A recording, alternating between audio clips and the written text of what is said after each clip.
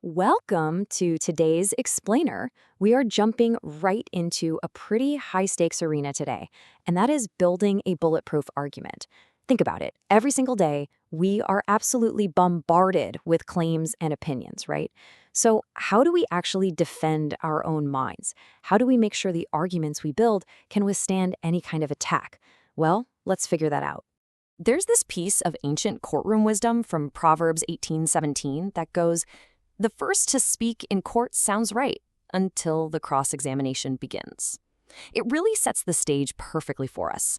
Have you ever completely believed someone's story, right up until you heard the other side? Yeah, me too. That's exactly why we absolutely have to test what we hear. Just sounding confident, it just isn't enough. Okay, here's our roadmap for today. Section 1 is building a solid defense. Section 2, what is real evidence? Section 3 covers strong versus weak evidence. Section 4 lays out your next steps. And finally, Section 5, education with morality. So let's dive into this. A claim without evidence is exactly like a chair with no legs. It literally cannot stand. You could build the absolute most beautiful seat in the world, but without sturdy legs, it's going to collapse the second someone tries to sit on it. In an argument, your claim is that seat, and your evidence, those are the legs. Even the absolute best claim will just fall apart without solid proof holding it up. Section 1, building a solid defense, and why this matters. Imagine you're a lawyer, right? You're building this crucial defense. You wouldn't just look at the jury and say, "Hey, trust me." You need a shield, and that's exactly why evidence matters. It anchors your opinions with unshakable facts. It acts as a sort of filter for reading the news so you don't fall for misinformation.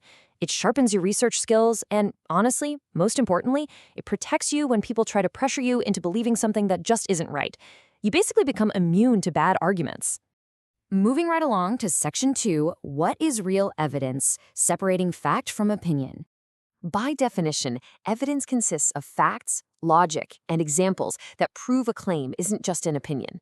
The absolute golden rule here is that a strong argument actively connects every single piece of evidence right back to the main claim. If your evidence doesn't build a direct bridge back to your main point, well, it's completely useless to your defense. Now, if we look at the hierarchy of evidence types, we've got facts, hard statistics, expert quotes, and real-life examples. But take a look at what's sitting at the very bottom. Personal stories.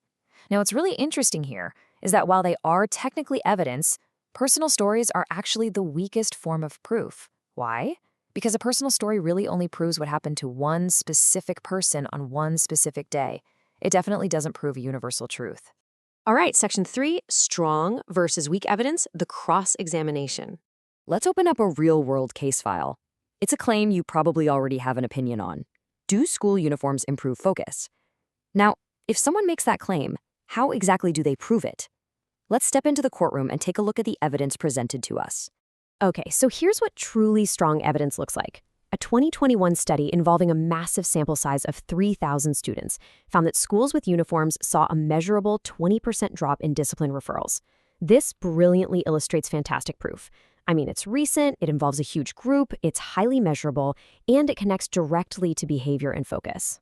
Now, let's contrast that solid 2021 study with some weak evidence. Imagine an author claiming, "My cousin says she studies better when she's wearing a uniform." Now, I am sure the cousin is a wonderful person, but one person's opinion simply isn't enough proof for thousands of students. It's a classic flimsy chair leg, and it's just going to collapse in a real debate. And that brings us to an even bigger problem: misused evidence. Let's say someone tries to prove uniforms improve focus by arguing, well, uniforms look nice. This completely fails. Looking nice has absolutely no connection to student focus. It's a totally different topic. You always have to make sure your evidence actually proves your specific claim. Section 4, your next steps, the assignment. Okay, here are your 5 tasks to execute as critical thinkers. Number 1, read your assigned persuasive letter and highlight 3 pieces of evidence. Number 2, play the cross-examining lawyer. Label each piece as strong or weak and explain why. Number 3, write a short paragraph providing strong evidence for the claim, "School lunch should be free." Number 4, take a piece of weak evidence and rewrite it to make it stronger. And finally, number 5, go online, find one real statistic and explain exactly how it supports a specific claim. You are now fully equipped to go execute this mission. Section 5, education with morality, the Hero Smart Academy philosophy. So, the crucial point here is this: education without morality will hurt. The Godly Learners series intertwines biblical morality with education for a very specific reason. Think about it. What is the point of being incredibly smart and capable of building these brilliant arguments if we just keep making bad choices that harm ourselves and the people around us? A sharp mind without a moral compass? That's really just a dangerous tool. We're going to leave you with this promise from Romans 8:6-7. Which promises peace of mind to everyone who keeps their mind spiritual. True, lasting peace only comes when your sharp, critical thinking is guided by a moral, spiritual mind. So as you go out there to analyze all the world's arguments, ask yourself, is your sharp mind being used to build up or to tear down? Keep your mind spiritual and let that guide your brilliant intellect. See you on the next explainer.